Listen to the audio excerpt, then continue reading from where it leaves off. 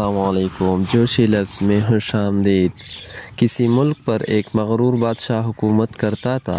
वो हीरे जवाहरात, शान और शौकत और अपने जाह और जलाल के नशे में बदमस्त होकर रआया की तरफ से बिल्कुल गाफिल हो चुका था और इसे उनकी मुश्किलात और परेशानियों की कोई फ़िक्र नहीं थी।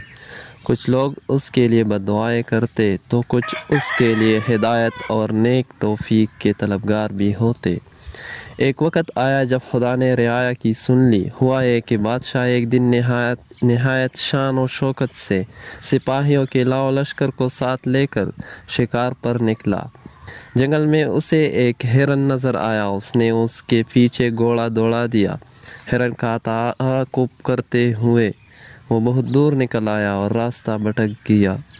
वो अपने मुहाफिज दस्ते और तमाम दरबारियों से बिछड़ गया था। इधर उन्होंने बादशाह को बहुत ढूंढा, लेकिन घने जंगल में मायूसी के सिवा कुछ हाथ न आया और यूं भी रियाया की तरह बादशाह के सिपाही और दरबारी सभी उसकी अकड़ और गुरूर से तंग आ चुके थे। उन्होंने अपने फरमान रवा की तलाश बंद कर दी और वापस लौट गए। बादशाह सारा वक्त रास्ता तलाश करता रहा, लेकिन न तो उसे अपने महल की तरफ जाने का रास्ता मिला और न उसके दरबारी। उस दौड़ धूप में उसे प्यास लगने लगी, मगर कहीं भी पानी नहीं मिला। मीलों चलने के बाद उसे बहुत दूर एक झोंपड़ी नज़र आई तो वो खुशी से पागल हो गया। उसने सरपट घोड़ा दौड़ाया और झोंपड़ी तक जा पहुंचा। वहाँ एक बुज़ुर्ग बैठे इबादत में मशगूल थे और एक तरफ कोने में पानी का घड़ा रखा था। बादशाह ने बड़ी बेताबी और खुश्क ज़ुबान को बमुश्किल हरकत देकर बुज़ुर्ग से पूछा, पानी मिल जाएगा? एक गिलास?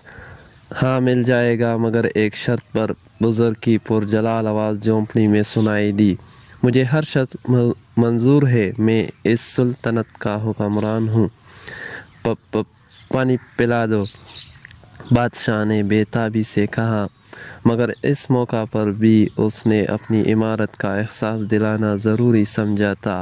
पहले शर्त सुन लो, पानी के गिलास के बदले में तुम्हारी पूरी सुल्तनत लूँगा। बुज़ुर्ग ने दरश्ती से कहा, पूरी सुल्तनत? एक गिलास पानी के बदले? बादशाह ने हैरत से पूछा। बुज़ुर्ग ने करख्त लहजे में कहा, हाँ मंजूर है तो ठीक, वरना यहाँ से चले जाओ और मुझे इबादत करने दो। प्यास की शिद्दत से बादशाह को अपना दम निकलता महसूस हो रहा था। उसने निडाल होकर कहा, मुझे मंजूर है, अब मुझे पानी दे दे। पानी पीकर बादशाह की जान में जान आई तो वो बुज़ुर्ग से कहने लगा, वादे के मुताबिक अब मैं बादशाह नहीं रहा, आप मेरी जगह बादशाह हो गए हैं। आप मेरे साथ महल चले और तख्त संभाल कर मुझे वहाँ से रुखसत करें। बादशाह की बात सुनकर बुज़ुर्ग ने मुस्कुराते हुए और बेनियाजी के साथ कहा, जिस सल्तनत की कीमत एक गिलास पानी हो, उसकी हकीर बादशाहत लेकर मैं क्या करूँगा। ये सुनकर बादशाह बहुत शर्मिंदा हुआ। उसे अपनी असलियत का इल्म हो गया था और वो जान चुका था कि वाकई इंसान के पास दुनिया भर के ख़जाने हों या कोई बड़ी सुल्तनत, लेकिन जब वो मजबूर हो तो उसकी कीमत एक गिलास पानी के बराबर भी नहीं है। बादशाह के दिल से शान और शौकत और अपनी इमारत का सारा ज़ौक़ और शौक़ और हर आरज़ू गोया जाती रही। उसने खुदा का शुक्र अदा किया कि आज इसे हिदायत मिली। बादशाह ने एक अच्छे हुक्मरान के तौर पर ज़िंदगी बसर करने का फ़ैसला कर लिया।